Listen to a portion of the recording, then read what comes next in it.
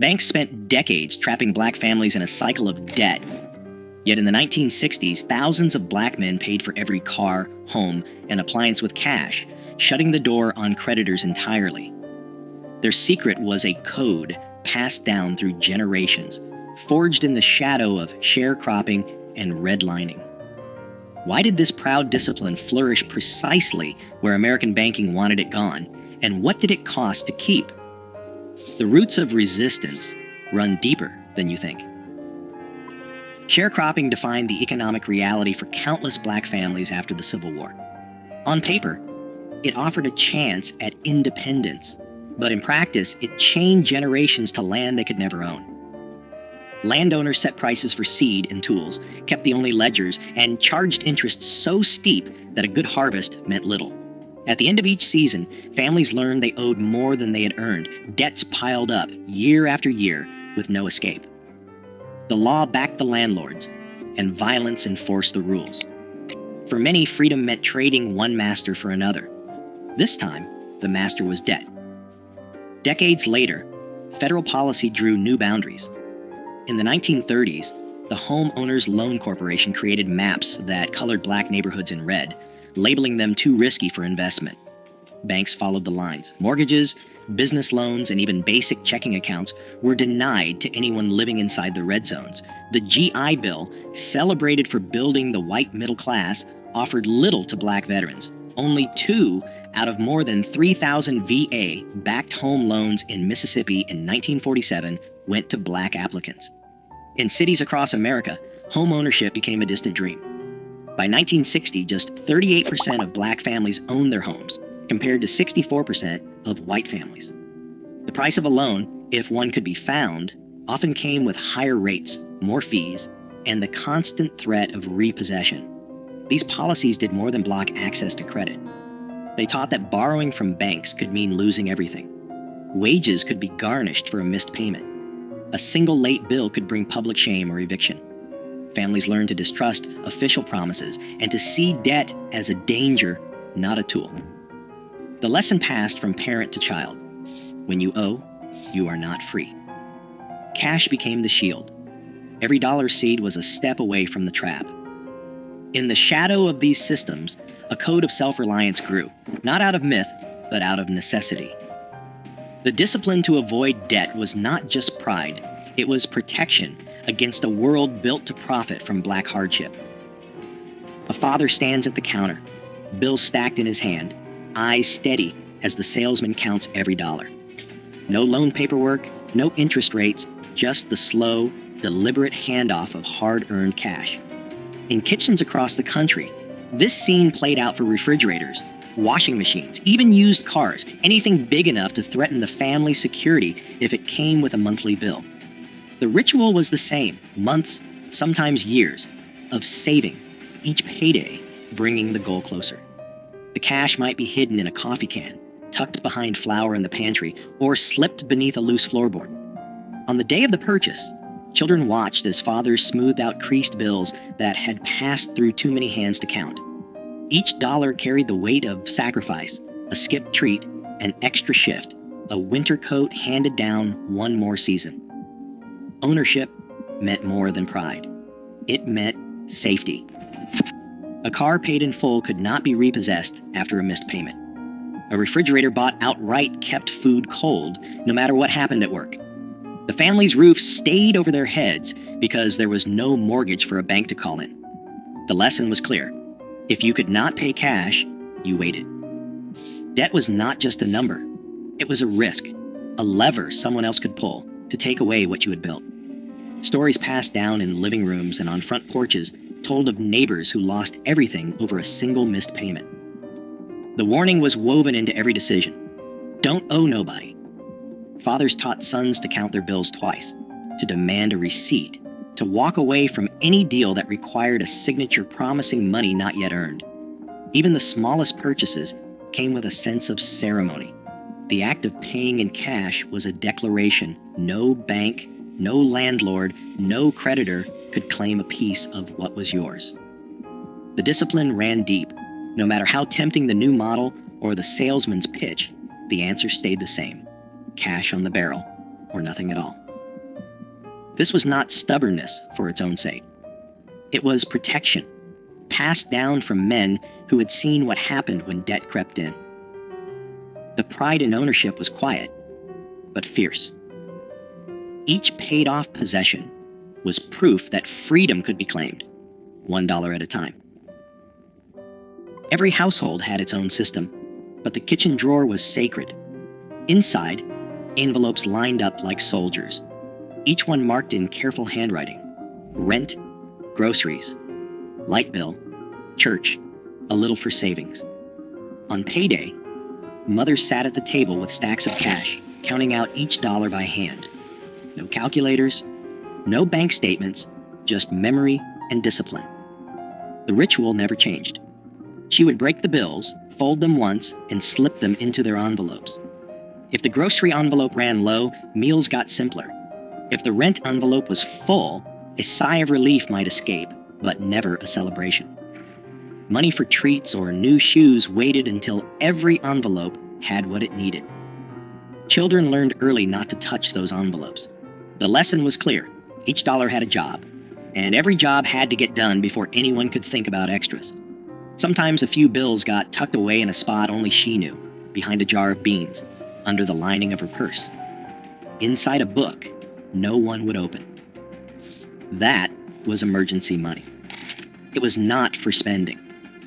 It was for when the heater broke, or the landlord came around 2 days early, or a cousin needed bus fare home. Neighbors swapped stories about the best hiding spots, but the method was always the same. Never let money slip through your fingers. Never let a bill go unpaid. If an envelope emptied before the next payday, the answer was simple: you waited. No borrowing, no pleading with the store for credit. Credit was a trap, and mothers knew it. The empty envelope was a warning, not an invitation to spend what you did not have. This was more than thrift. It was a code. The envelopes kept the family safe, 1 week at a time. A new coat or a Sunday roast came only after the rent and lights were covered. The rules were strict, but they kept the wolves from the door. Children grew up watching, learning that every purchase was planned, every expense measured. The kitchen drawer, with its stack of envelopes, was the real bank, the only one that could be trusted. The layaway counter at the local department store was a familiar stop for families who refused to risk what little they had on credit. At Sears or JCPenney, a mother might place a winter coat or a child's bicycle behind the counter in August, leaving a few dollars each week until the final payment set it free. There was no interest, no paperwork, and no fear of a missed payment turning into a crisis. Clerks recognized regulars by name, sometimes calling out when a new shipment arrived or a sale was coming up. Each payment was recorded in a logbook, a quiet tally of patience and discipline. The item stayed locked away untouched until every dollar was paid. Then, and only then, did it belong to the family. Around the holidays, banks and savings clubs ran ads for Christmas clubs, inviting customers to deposit a little each week. By December, the bank handed back the total in cash, ready for gifts or a special meal. There was no temptation to borrow or run up a tab. The Christmas Club passbook, stamped with each deposit, became a small badge of pride. It was proof that waiting brought its own reward, that a holiday could be joyful without a single cent owed. For families who remembered the shame and danger of borrowing from landlords or store owners, these systems offered something rare: control. Layaway and savings clubs worked because they fit the rhythm of working life, the steady grind of paydays, the slow build toward a goal. There was comfort in knowing that the new dress or the toy train would come home only when it was truly paid for. Children learned the lesson early. Good things were worth waiting for, and nothing was more satisfying than carrying home a package that belonged to you outright. Even as department stores began to push credit cards and instant approval, many families held on to these habits. The layaway counter stayed busy through the 1960s, a quiet rebellion against the lure of easy debt. In the end, every purchase was a small victory, earned, not owed. In back rooms and kitchens across black neighborhoods, the susu was as steady as the ticking of a clock. 10 neighbors, each with a folded bill, gathered around a table. No paperwork, just trust. Every week, each person contributed the same amount, and one member took home the pot. The next week, it was someone else's turn. The cycle continued until every hand had received a share. If a payment was missed, word traveled fast. The consequences weren't legal, but personal. A lost place in the circle, a loss of respect. In cities like Detroit and New York, these rotating savings clubs, rooted in West African tradition, helped families buy appliances, cover hospital bills, or send a child to college, all without a bank's permission. Barter wove another safety net. A mechanic traded a brake job for a basket of tomatoes. A seamstress hemmed pants for a sack of potatoes. Skills moved through the neighborhood as quietly as cash, and every exchange kept money close. Repairs stretched the life of radios, shoes, and washing machines. Nothing was wasted. A broken toaster found its way to the neighbor with a soldering iron and a knack for coaxing life from tired wires. Oral histories recall how these trades built a web of support, sidestepping the need for credit and keeping families afloat. Churches anchored these networks. Sunday offerings funded more than sermons. They paid for groceries, rent, or a few dollars slipped into a father's hand after service.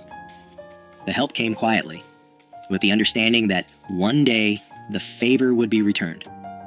Sermons warned that debt was a shackle, not just a number. The church's aid was both spiritual and practical, reinforcing the lesson that freedom meant living within your means.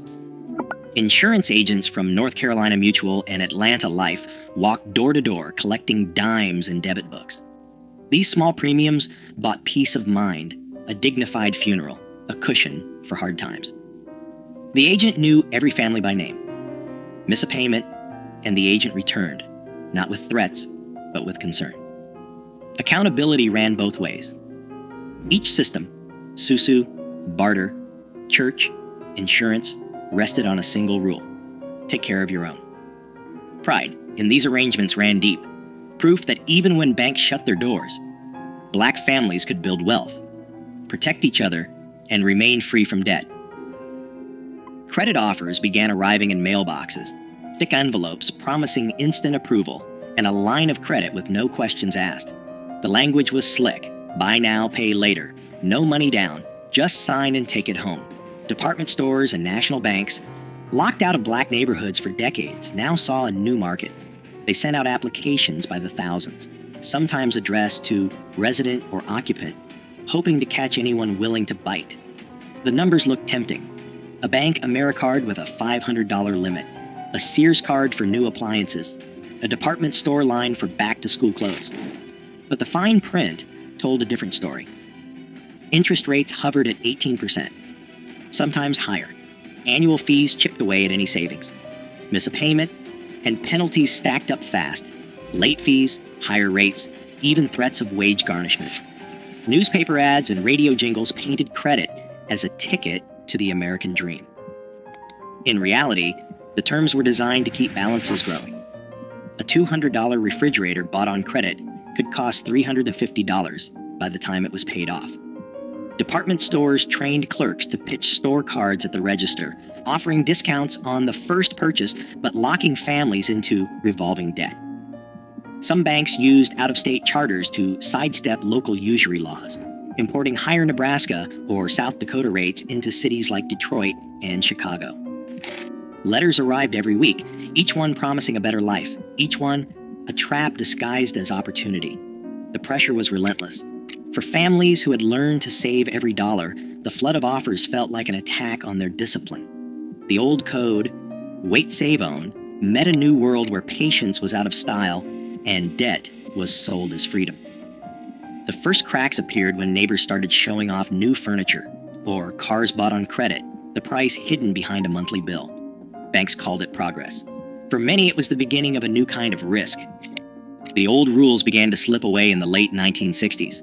Factories that once offered steady paychecks shuttered their doors, leaving entire neighborhoods without work.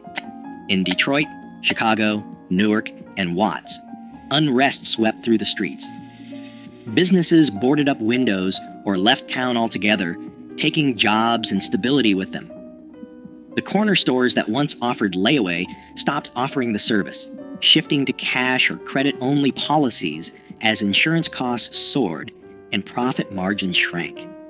Families who had always relied on cash found their budget stretched thin by rising prices and shrinking incomes.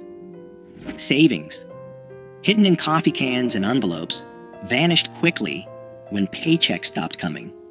The Susu circles, once tight and reliable, struggled as members lost jobs or moved away. Even the church, a last line of defense, faced dwindling offerings as more families needed help than could give. The safety nets that had protected generations began to fray. Some men took on odd jobs or hustled for cash, but the steady grind that had made saving possible was gone. The discipline that had kept debt at bay became harder to sustain when every dollar was needed just to get by.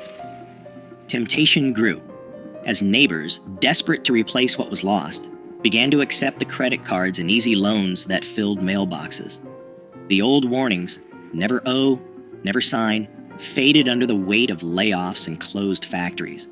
What had once been a badge of pride, living debt-free, felt less like a choice and more like a memory. The habits of patience and self-restraint, passed down for decades, were tested by forces no envelope system could hold back. In the space left by lost jobs and broken trust, debt began to creep in. Quiet at first, then all at once. Today, consumer debt in Black communities stands at record highs, while payday lenders crowd out old systems of mutual aid. The strategies once born of necessity now hold a blueprint for financial resilience, especially as predatory credit adapts with every decade. The question isn't whether those cash-based codes still matter. The question is, who has the power to remember, and who profits if we forget? Let your thoughts spark the conversation.